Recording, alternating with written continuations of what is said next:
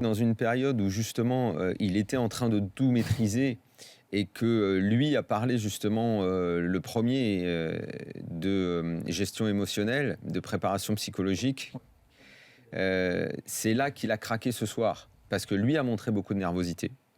Parce que les joueurs ont fait la première mi-temps que tu viens de décrire, à savoir une première mi-temps cauchemardesque où tu avais l'impression d'avoir des enfants apeurés. Parce que Barça ne se crée même pas beaucoup d'occasions, c'est Paris qui donne les buts. Et d'abord, il échoue dans cette préparation psychologique. Et dans la seconde période, au moment où il y a 3-1, au moment où là, de nouveau, tu dis « c'est pas possible ». Là, lui doit envoyer un autre message que celui de faire rentrer Aurier. Je ne dis pas ça pour Aurier, attention. Hein. Je dis le changement défensif. Là, lui, à ce moment-là, il doit faire autre chose. Il doit bien plus tôt dans ce match mettre Pastore pour avoir un peu plus de maîtrise au milieu parce que Verratti et Rabiot ont failli tout le match dans ce domaine-là. Il doit faire d'autres changements. Il n'est pas le seul responsable, il est grandement responsable. Les joueurs, par leur trouille à ce niveau-là, sont responsables parce que c'est pas lui qui fait que Di Maria rate la dernière occasion qui est terrible. Tu reprendras juste après le top horaire. C'est conclu. Je pense que de la part de beaucoup au club, joueurs, entraîneurs, c'est une faute professionnelle qui ne peut pas rester sans conséquence, tout simplement parce que les mecs ne peuvent pas s'en remettre. Ce que je veux dire, c'est que la libération d'Emery sur le but et de son staff, mais ça montre que voilà, eux avaient tout perdu en sérénité, ce que je veux dire. Et là, il a failli. Et s'il y a eu un changement d'entraîneur, c'est aussi pour qu'il t'amène ça, Emery. Et là-dessus, il y a une grosse déception. Bien sûr, il y a une énorme déception là parce que. Et pour finir, donc sur comment tu te remets, ça va laisser des traces tout au long de la saison. Même s'ils sont champions de France, ça laissera des traces dans tous les cas. Et l'année prochaine, alors déjà l'année prochaine, on parlait vraiment d'un changement au niveau des joueurs parce qu'il faut renouveler l'effectif. Là, il va falloir renouveler les cadres. Et ça, c'était pas prévu. Parce que les cadres d'une défaite comme ça, sachant que en général, c'est quart de finale et basta, il n'y avait plus rien. Là, aujourd'hui, c'est huitième de finale et la plus grosse désillusion du football français.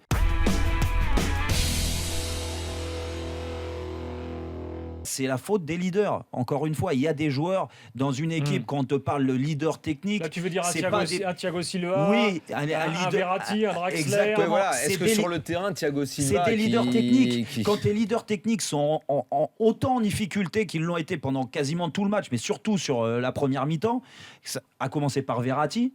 Quand il met le pied sur le ballon, d'habitude Verratti perd pas un ballon, là tous les ballons, il les ressort, le peu de ballons ressortis Rabiot, sur Lucas. La différence avec le match aller. Lucas, c'est pareil, nombre de mauvais choix qui redonnaient le ballon. Lucas, il a fait n'importe quoi. C'est pas un leader, Lucas. C'est pas un leader, mais t'attends quand même autre chose de lui. Rabiot, pareil, Daniel le disait. Aujourd'hui, on était en avant sur le match aller à juste titre de la complémentarité, de l'entente de ces deux-là qui était exceptionnelle sur le match aller et sur les matchs qui ont suivi en championnat. Tu te dis, oh là là, pourquoi Thiago Motta n'était pas là avec son calme alors qu'on avait tourné la page. Thiago Motta, exactement. Tu te dis peut-être que Thiago Motta il aura mis le pied sur le ballon, il aura retrouvé les petites passes qui cassent les lignes à 2-3 mètres là, qui font mal aux pattes et aux têtes de l'équipe adverse. Ça s'est pas trouvé. Les leaders ont failli.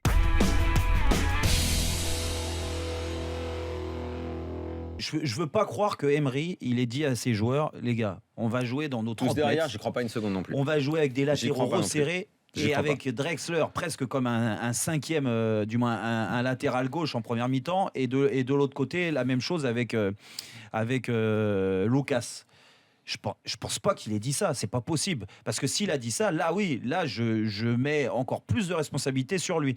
Mais moi je pense que c'est les joueurs qui se sont adaptés entre la peur, le souffle coupé et les jambes qui avancent pas. Et ben, quand tu te sens pas bien, tu te recroquevilles face à une équipe qui en plus a le ballon et qui met du rythme, tu te remets sur ton but et tu joues dans tes 30 mètres. Et là, ils ont complètement déjoué, même 25 mètres. J'ai même vu Cavani presque sur la ligne des 18 mètres au bout d'un moment, donc pour te dire. Hein.